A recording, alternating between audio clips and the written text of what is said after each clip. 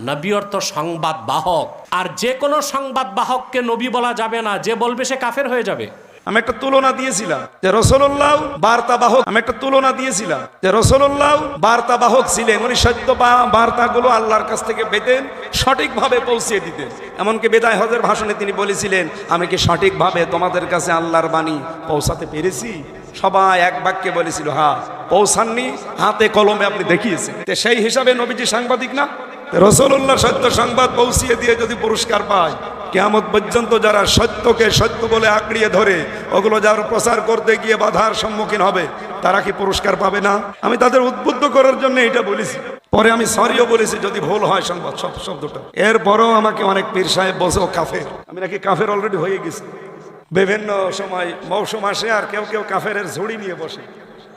এর আগে ডক্টর মিজানুর রহমান আজহারিকে কাফের বলে একেবারে ভাসিয়ে দিয়েছে, আর এই সিজনে মনে হয় আমি শুরু হলাম।